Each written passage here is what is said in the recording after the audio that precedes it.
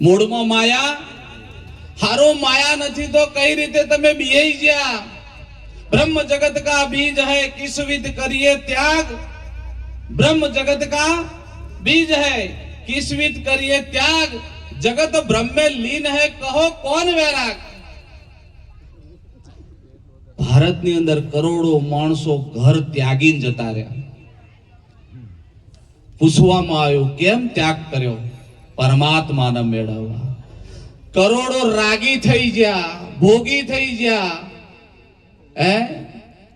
વિચાર એવો કરજો, શું ત્યાગીઓને પરમાત્મા મળ્યો છે ખરો?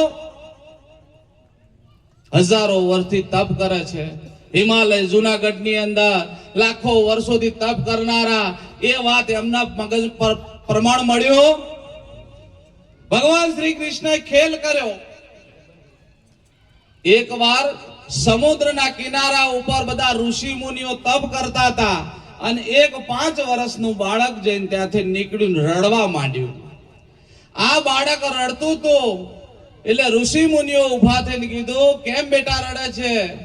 તારી આટલી નાની ઉંમર, તને શું તકલીફ પડી?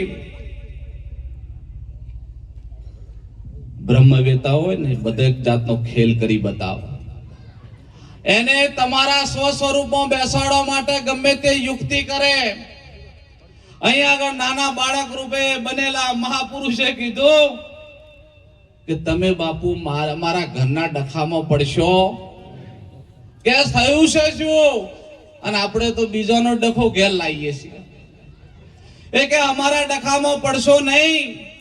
તો કે થયું શું?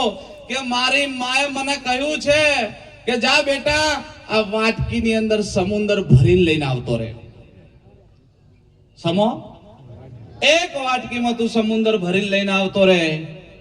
અહીંયા 60,000 વર્ષ તપ કરનાર મહાપુરુષોની જટાઓ એક એક ખોલવા માંડી.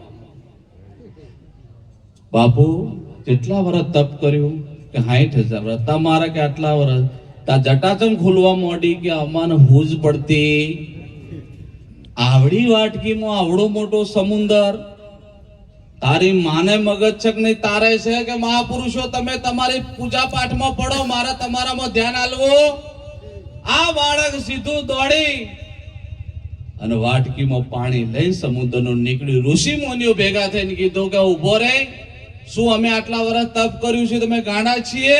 અમને નથી ખબર પડતી?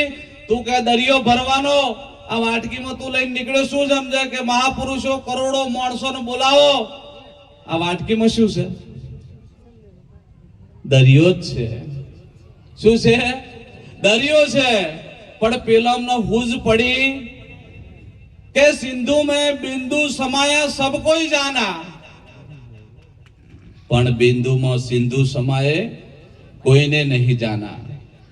આખા સિંધુની અંદર જો ટપકું પાણીનું પડે તો બધા જાણી જાય, પણ આ બુંદની અંદર આખો સમુદ્ર હમાયો કોઈ જાણતો.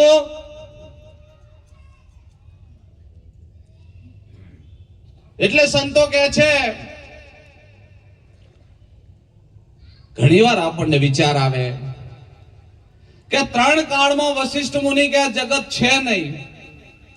નરાત મહારાજ કે મૂળમાં માયા નથી. પણ બધા કે અમના દેખાય છે એનું શું મહારાજ? તમે બધા બોધ લીધો હોય, જ્ઞાન લીધું હોય, પણ ઈમાનદારી રાખવાની. ઈમાનદારી રાખશો ને તો મેળ પડી જશે. પણ જો ઈમાનદારી રાખશો નહીં રાખો તો મેળ પડે? ગમે એવો અધિકાર લીધો હોય, ગમે તે હોય, પણ જો ઈમાનદારી રાખવાનું પૂછે કે બાપુ બોધ લીધો પણ આ બધું દેખાય છે એનું શું? તો કોઈ એવી યુક્તિ જાણી છે કે આ કાંઈ ના દેખાય, તું એકલો દેખાય એવું?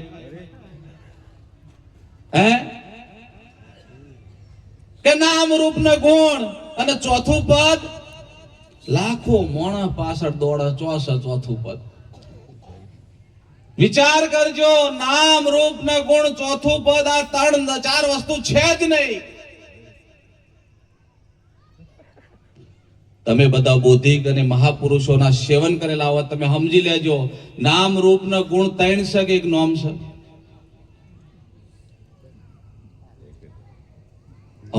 થોડું વધારે હેવી જ નહીં પડતું?